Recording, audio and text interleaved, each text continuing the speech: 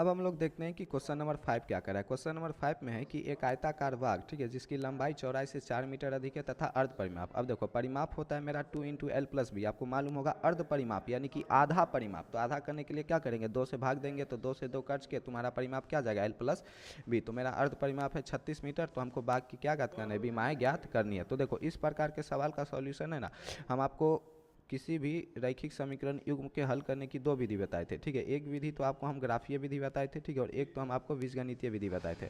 अब देखो सवाल में जब तक कहा ना जाए कि आपको ग्राफीय विधि से हल करना है या फिर किसी स्पेसिफिक मेथड से हल करना है, सवाल में अगर नहीं करा तो आप अपने मन से किसी भी विधि से सवाल का हल कर सकते हो, इसमें कोई रोक टोक नहीं है, ठीक है। तो इसमें आप चाहो तो ग्राफ बना के हल करो, नहीं तो आप बीजगणितीय विधि से नॉर्मल जो आप समीकरण को जोड़ घटा के करते हो वैसे कर सकते हो। तो पहले तो हम मान लेते हैं कि जो लंबाई है, ठीक है, आयताकार भाग की लंबाई, ठीक है, मायना आयताकार भाग की लंबाई, ठीक है। तो हम आयताकार भाग की लंबाई कितना मान लेंगे, एल, ठीक है, या फिर आप चाहो तो एक्स भी मान सकते हो। चूंकि लंबाई को इंग्लिश में एल लेंथ कहते हैं तो हम यहाँ पर एल मान लिए, ठीक है, तथा चौड़ाई को हम मान लेंगे बी। चौड़ाई को कितना मान लेंगे, बी, ठीक है। और उसके बाद फिर हम प्रश्न से चलेंगे। प्रश्न में क्या कह रहा है कि जो लंबाई है यानी कि एल, ठीक है, उसकी चौड़ाई यानी कि बी से कितना मीटर अधिक है, 4 मीटर अधिक है, ठीक है, यानी कि एल बराबर हो जाएगा बी प्लस 4।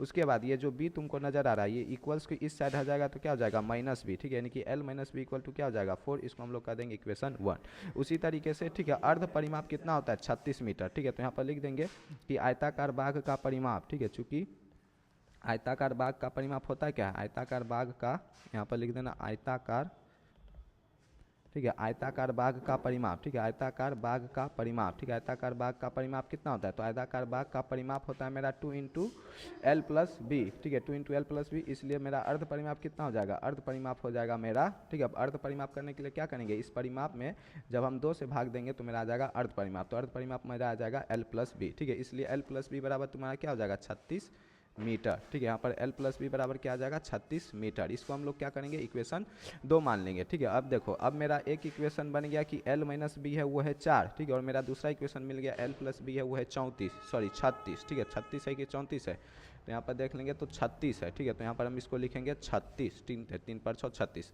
अब देखो अब इसका चाहो तो आप ग्राफ बना के हल करोगे, ग्राफ बनाओगे तो लेंदी हो जाएगा, ठीक है। तो हम सिंपल इक्वेशन को जोड़ के इसको हल कर देते हैं। तो यहाँ पर लिखना समीकरण 1, ठीक है, समीकरण 1 तथा 2 को जोड़ने पर, ठीक है, समीकरण 1 तथा 2 को क्या करने पर, जोड़ने पर, समीकरण 1 तथा 2 को क्या करने पर, जोड़ने पर, ठीक है। तो जब एल माइनस बी, ठीक है, जब दो समीकरण को जोड़ते हैं तो हम क्या करते हैं, इक्वल के इस साइड जो है दोनों समीकरण उसको एक साइड लिखते हैं, और जो इक्वल के राइट साइड होता है उसको हम लोग राइट साइड लिखते हैं, ठीक है। तो इधर लेफ्ट साइड क्या था, एल माइनस बी, और इधर लेफ्ट साइड क्या था, एल प्लस बी, ठीक है। तो हमें एल प्लस बी लिखेंगे, और राइट साइड में इधर क्या था 36, ठीक है, और इधर राइट साइड में क्या था 4, तो इसको हम लिख दिया 4। अब क्या होगा, बी माइनस में है बी प्लस में, तो माइनस बी प्लस बी क्या हो जाएगा, कैंसिल हो जाएगा। यहाँ पर आपका एल प्लस एल 12 बन जाएगा, और 36 प्लस 4 क्या बन जाएगा, 40 बन जाएगा। तो एल बराबर क्या आ जाएगा, 40 बटा में 200, 200 कितना बार कर जाएगा, 20 बार में, तो एल बराबर आ जाएगा तुम्हारा 20 मीटर, ठीक है। अगर एल बराबर 20 मीटर आ जाएगा तो मेरा एल होता क्या है, ठीक है, एल बराबर आया क्या था, तो एल बराबर बी प्लस 4, ठीक है, यानी कि, ठीक है, एल जो है एल बराबर क्या आया था मेरा बी प्लस 4, ठीक है, एल बराबर है मेरा 20 मीटर और ये है बी प्लस 4, ठीक है। तो बी बराबर मेरा कितना आ जाएगा, 16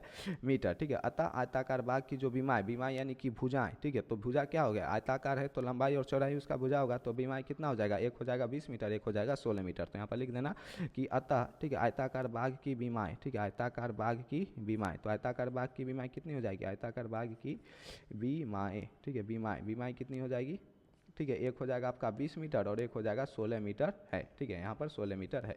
इस तरीके से क्वेश्चन नंबर 5 आपका होगा कंप्लीट। अब हम बढ़ेंगे क्वेश्चन